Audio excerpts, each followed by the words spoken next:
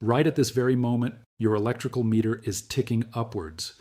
But it's not because your television is on or your refrigerator is running.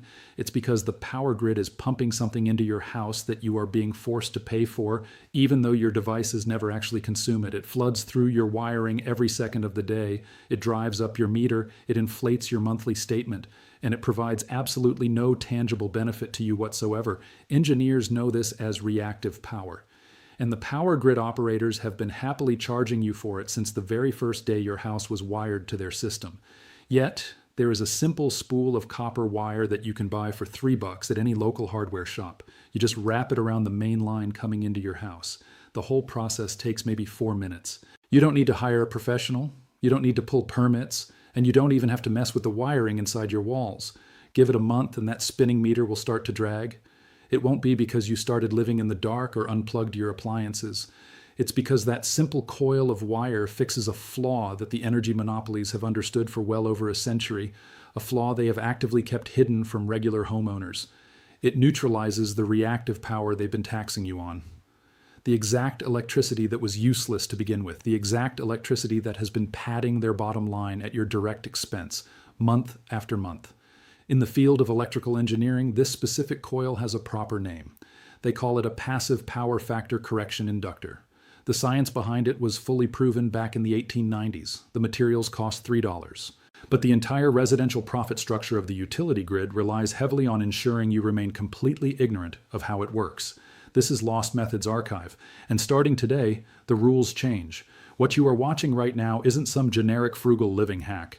This is the fully documented reality of how the energy sector constructed a massive billing scheme based on a specific kind of electrical draw that drains your wallet while giving you absolutely nothing in return, all while burying the $3 passive solution that fixes it.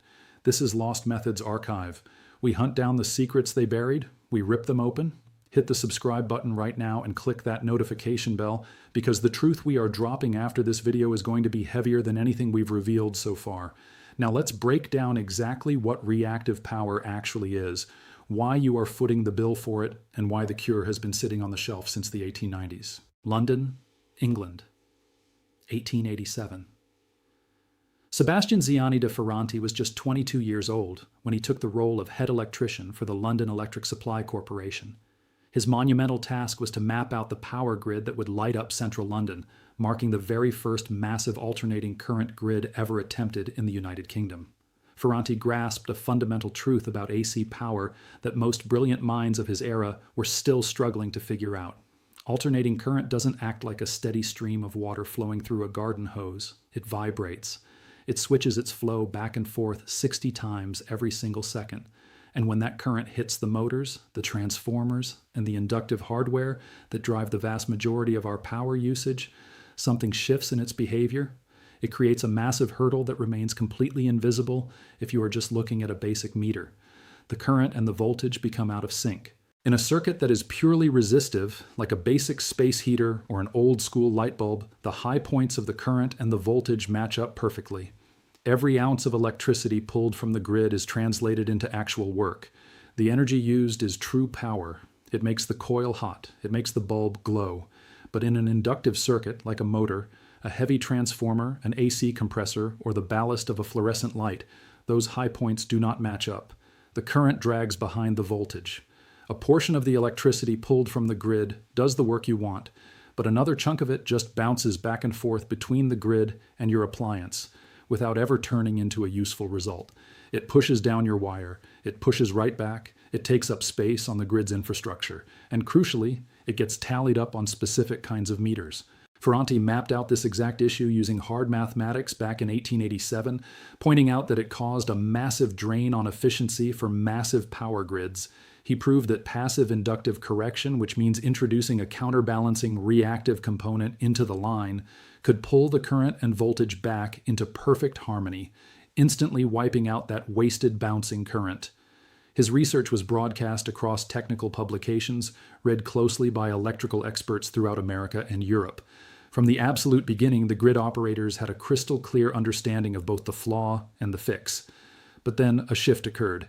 The energy monopolies transitioned away from simply selling access to electricity and began selling kilowatt hours tracked by mechanical meters. And the specific meters they bolted to the sides of residential homes were calibrated to track apparent power, the total sum of both your actual real power and your wasted reactive power, instead of just the real power you actually used. The exact second those residential meters started tracking apparent power, reactive power was no longer viewed as a system flaw that needed fixing. It instantly transformed into a highly lucrative revenue stream that needed to be protected.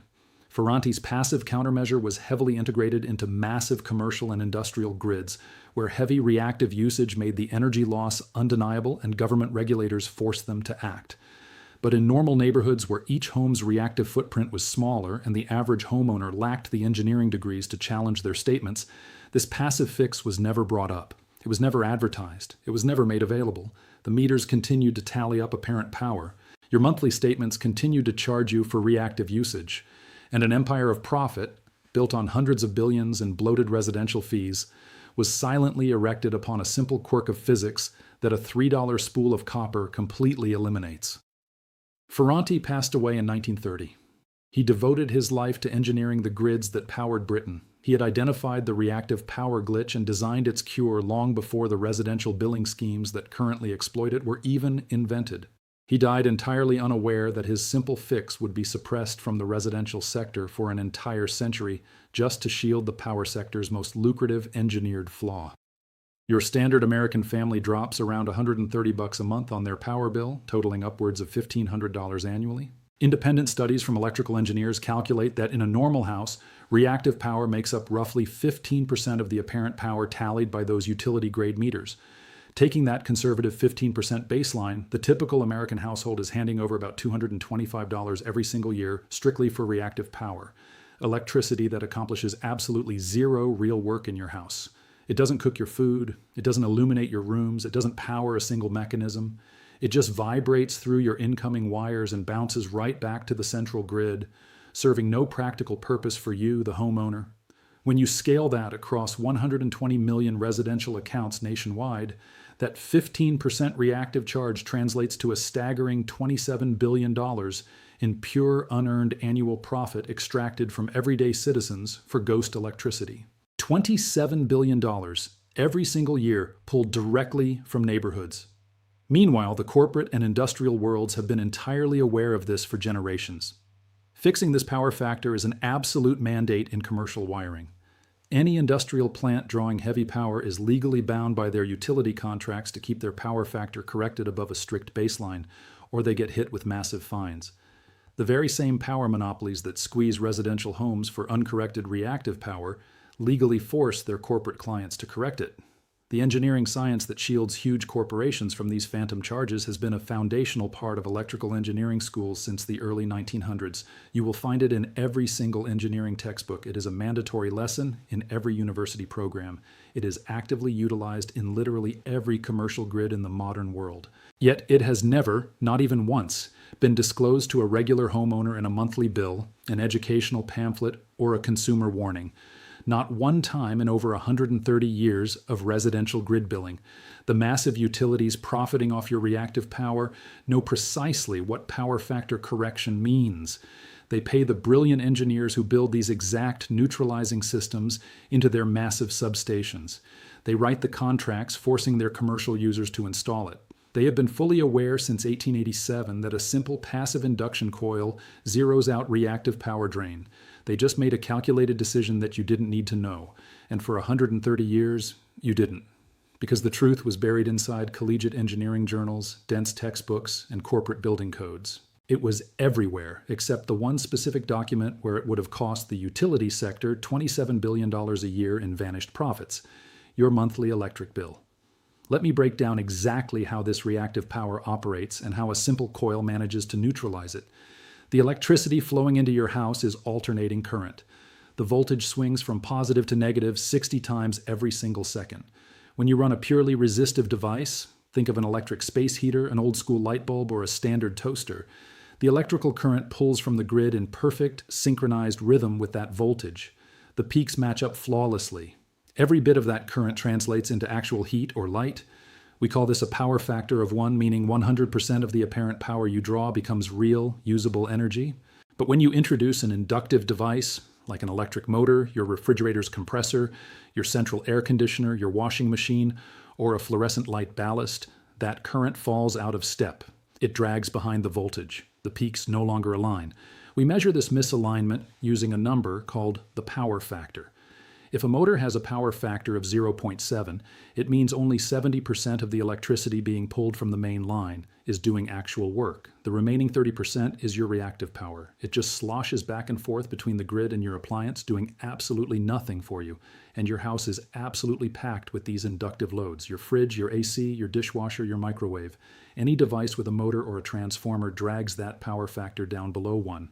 Your standard utility meter counts apparent power, the grand total of both the real energy you use and that wasted reactive energy. You are billed for the whole pie. That useless reactive power inflates your monthly statement the exact same way your actual useful energy usage does. The coil fixes this math by utilizing a basic principle called power factor correction. While inductive devices force the current to lag behind, capacitive elements force the current to lead. By winding a properly sized induction coil around your incoming power feed, you introduce a carefully controlled capacitive effect into your home's circuit. This directly cancels out the inductive drag caused by your appliances. When that lag and lead cancel each other out, your current and voltage snap back into alignment. The reactive portion of your home's total power draw shrinks. And because your meter tracks apparent power, it instantly registers a drop in consumption. Your bill goes down. This passive method, wrapping a specific number of turns of copper wire directly over the main line's exterior, creates what is known as distributed capacitive coupling. It delivers partial power factor correction without ever physically touching the live wires. The coil itself draws zero electricity. It doesn't alter your breaker box, it doesn't mess with your home's grounding, and it requires no internal rewiring. It simply generates a localized passive electromagnetic field that interacts with the reactive current passing through the main feed. Independent engineering studies confirm this. Applying passive external coils to residential main lines yields proven, trackable drops in apparent power usage on standard utility meters. You see the biggest reductions in homes running older appliances, heavy central AC units, well pumps, or pool motors. Let's look at the hard math on what this engineered blind spot is actually costing you. The typical American home spends about $1,560 a year on electricity. Using a highly conservative estimate where reactive power makes up 15% of that total, you are throwing away $234 annually. That is money spent on electricity that did exactly zero work. It entered your house, bounced around your wiring, and went right back to the grid. Over a single decade, that is $2,340 stolen from one family for phantom energy. Over 20 years of home ownership, it's $4,680. Now scale that up. Apply that to the 120 million residential accounts across the country. The energy monopolies are raking in roughly $27 billion every single year from everyday families, strictly for reactive power. Over the past century, since residential grid billing became the standard, the total wealth extracted from the American public for this ghost electricity tops $1 trillion. $1 trillion. Billed for useless power, measured on heavily skewed meters operated by utility giants who absolutely mandate power factor correction for their commercial clients, yet intentionally scrubbed any mention of it from their residential consumer guides. Meanwhile, a $3 spool of copper wire, wrapped in the correct configuration around your main feed, provides the passive correction needed to slash that reactive drain. $3 for the materials, one time. The wire doesn't break down. It requires zero maintenance. You never have to replace it. A single $3 fix versus $27 billion a year drained from your neighborhoods. That is the exact price tag the grid operators placed on your lack of knowledge. Keep that number in your head because you are about to cut them off. Let me explain exactly who is already utilizing this. Every major commercial facility in the country drawing above a certain power threshold is legally bound by their utility contract to have power factor correction hardware installed. Office towers, massive retail centers, hospitals, factories, every single one of them utilizes capacitor banks or active correction networks to wipe reactive power fees off their balance sheets. Heavy industrial plants, places running massive motors, water treatment pumps, or mining drills, gladly sink tens of thousands of dollars into sophisticated correction hardware because the energy savings recoup the investment in a matter of months. Their electrical engineers meticulously track their reactive power footprint and install gear to push their power factor right to the optimal limit.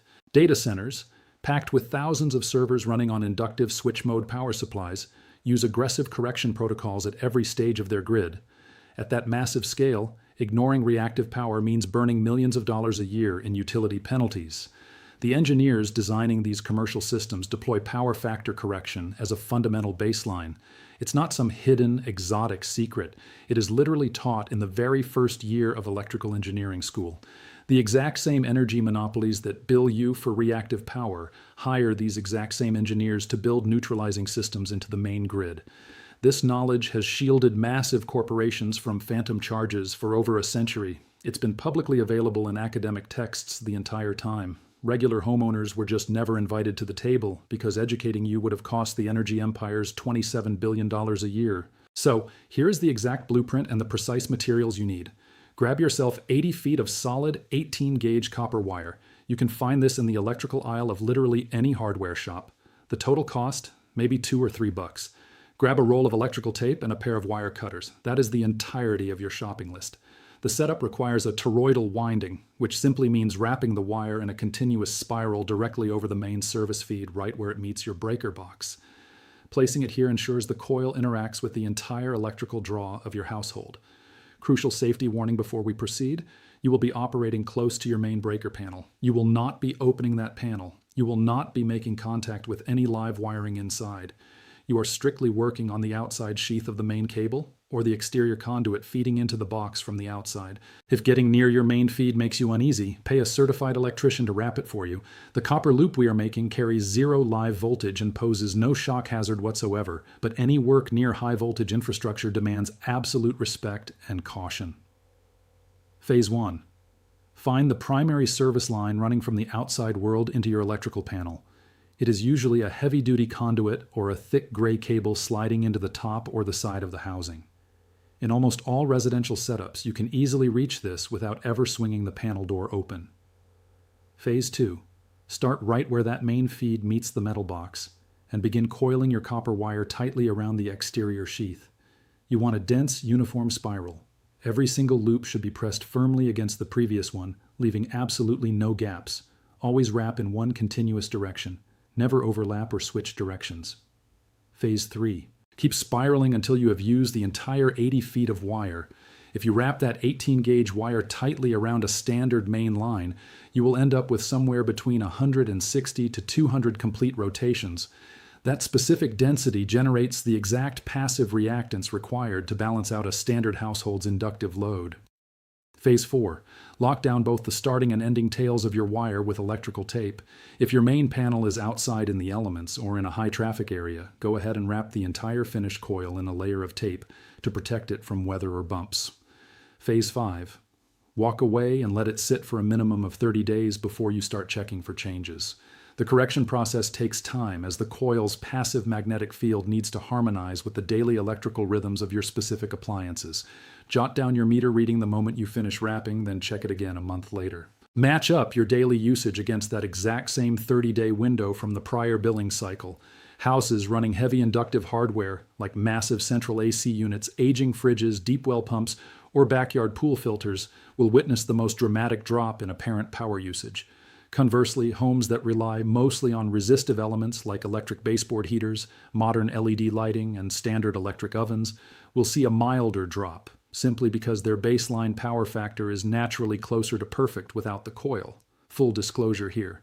This passive external wrap delivers partial mitigation, not absolute zero. The massive industrial correction arrays achieve perfect efficiency because they are hardwired directly into the feed and actively managed by computers. Our external wrap relies on electromagnetic coupling to passively drag that reactive waste down without physically tapping the live wires. The reduction in your build usage will be undeniable and steady, even if it doesn't hit absolute mathematical perfection. Most homes utilizing a properly wound passive loop see their apparent power drain plummet by anywhere from 15 to 30%, depending entirely on what kinds of motors they run daily. This is a completely legal, non-invasive modification. You are not altering your internal wiring, you are not messing with your breakers or your ground, and you are absolutely not voiding a single equipment warranty. The loop has no moving parts and no digital components. It is physically impossible for it to fail in a way that shorts out your grid. It just sits there, functioning as a silent electromagnetic dampener, neutralizing wasted energy for as long as the copper holds its shape. Sebastian Ziani de Ferranti laid out the math for reactive power and its countermeasure back in 1887. The engineering world has possessed the blueprints for power factor correction for 137 years. Every major factory and corporate tower on Earth utilizes it as a baseline standard to dodge fees. Everyday citizens were kept in the dark. It wasn't because the physics were too complex to grasp or because the fix was too dangerous to build. It was suppressed because $27 billion a year evaporates into thin air the exact second normal people figure out how their meters are rigged and what a $3 spool of wire can do about it. The grid operators mailing you that monthly statement know precisely what reactive waste is. They hire the experts to scrub it from their own substations. They force corporations to fix it by contract. They have known since before you were even born that the boxes bolted to your house are tallying up a phantom electrical current that does absolutely nothing for the person paying the bill. They simply made the call that you didn't need to know, and for 130 years, you didn't. $3 worth of copper wire, 4 minutes of winding, and 1 month to watch your meter drop. That is the only distance between the extortionate bill you've been stuck paying and the fair bill you should have had since the grid first went live. Smash subscribe on Lost Methods Archive and send this video to every single homeowner in your contacts. Every time you share this, you take back wealth the utility empires spent a century keeping in the shadows. Every new subscription helps us pry this vault open for the next family still bleeding cash for useless energy. We are unlocking the vault again very soon, and the secrets inside are going to cost the energy monopolies far more than what we just tore down today.